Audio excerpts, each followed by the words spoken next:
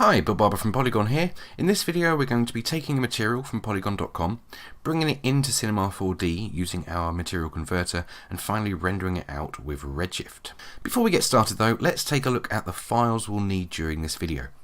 We're going to need the wood flooring 044 material, and also the Poliigon material converter add-on for Cinema 4D, both of which I already have saved to my hard drive, and I'll include a link to them below the video. Okay, let's head over to Cinema 4D. Now this is the scene that we're going to be using. It's a very simple scene, just a floor plane for our material to sit on, and a dome light with a HDRI, and that's literally it. I'm going to be using the viewport perspective camera as our camera to render from. So yeah. Before we get working with the material, we're going to need to install our material converter. Now I've already got it installed. If I click on plugins here, you'll see Poliigon material converter listed, but let's walk through the process of getting that installed for you.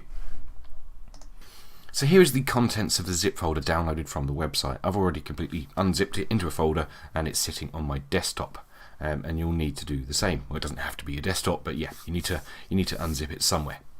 Once you have, go to the script menu, then user scripts, and then run script. From there, navigate to wherever it is you've unzipped the installation files, and right there you'll see the installer Poliigon material converter. Click on that and hit open, and you'll then get a dialog saying that the plugin has been installed successfully. You'll then need to restart C4D. I'm not going to because I already have it installed, and you'll see when I hit OK the material converter pops up, but that's exactly the same that will happen when you go to the plugins menu and then click on it, so you get this window. There's a few options to configure, the first being the textures folder. This is where you tell the converter where to look on your hard drive for your Poliigon materials. Now in my case they are here, and as you can see I've got a load of different materials already saved, and if I wanted to I could just click OK and the converter would identify all of the materials that it can bring in and bring them all in when you hit convert. But I don't want to do that in this instance. I just want to bring in the one material. So to do that, just find the material in question, in my case wood flooring 044, and I'll click on that, hit OK, and you'll see the converter is now saying one material found, so that's good. The next option is the renderer. By default the converter will analyze your scene, figure out what renderer you're using and fill that in for you, but if for whatever reason you need to change it, just hit the drop down and select the appropriate renderer.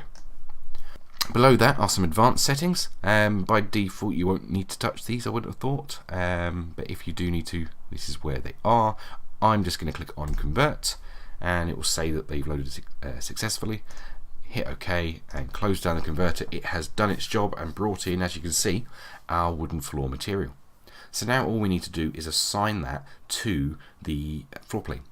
To do that, just drag the material and let go, and we have our floor in place. So let's take a look at what it's going to look like without making any alterations or changes. So I'm just going to hit the render button, give it a second, and yeah, there we go. So straight away that is looking pretty good. The only change I want to make here is with the gloss map. At the moment our reflections are looking a little bit blurred compared to the reference image on our website, and this can be a fairly standard thing. Different renderers will have a different implementation of PBR. It's usually close, but sometimes some tweaks do have to be made to get the desired result. So I'll show you how to do that now. So if we double click on our wooden floor material, that will bring up this little material editor, and there's a few ways you can go about this. You could go into the gloss map and do this kind of the manual way, but what I'm going to do is load up the shader graph, which gives us a few options to play with. Now if I open this up a little bit, you'll see here these are the Redshift nodes that have been created by our converter, and the bit we want to affect is essentially the reflection roughness, the roughness map. Yeah.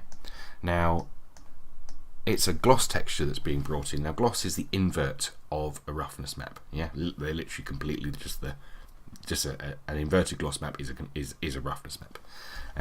So that's what we've done here, or that's what the converter's done here. It's put in an invert node which turns our gloss map into a roughness map. So it's this little bit here where we're going to want to make some alterations. So if I go over to the color section and then color composite, and I'll drag in a color composite node, okay? And now I'm going to connect up the output from the invert into the base color, and then the output from the composite into our reflection roughness.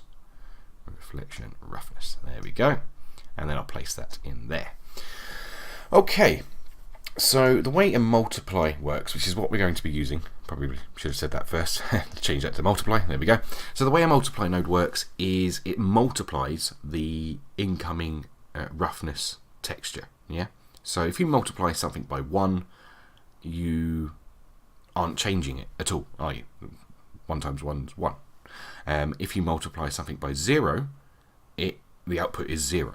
Or in terms of colours, because that's what we'll be working in, black and white. So if I set this to white,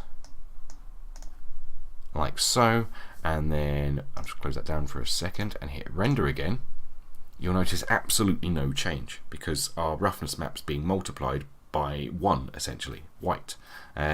So no changes are being made. If we were to go back into that and change that down to black, that's essentially multiplying the texture by 0, so the output should be 0, so we would expect a very mirrored image, which is exactly what we're getting.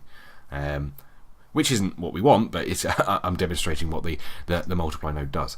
So, or the multiply operator, I should say. So what we're going to want is a kind of a grey value, probably around 65%, something like that, maybe a little higher. Let's try 70. Hit OK, and then we will hit render. That's a bit more like it. Now I've got a slightly overexposed HDR there, so let me just try and sort that out a little bit. Okay, so I paused the recording there to fix my lighting setup, looking better now. And as you can see, compared to the initial render that we had, which was there, the difference in the reflections is really quite noticeable. That's probably the best one to go with. Yeah, we'll compare it with that one. So that was our initial render, and as you can see, the reflections are very blurry. Doesn't quite look like a nice shiny wooden floor compared to the change we've made, where it does. Possibly a little too shiny. I'd probably raise that just a little bit, but certainly that will do for a tutorial. So yeah, good render. So in summary, we've taken a material from Poliigon.com, brought it into Cinema 4D using our material converter, made a slight adjustment to the gloss/roughness map to make our floor look a little shinier, and then rendered it out with Redshift.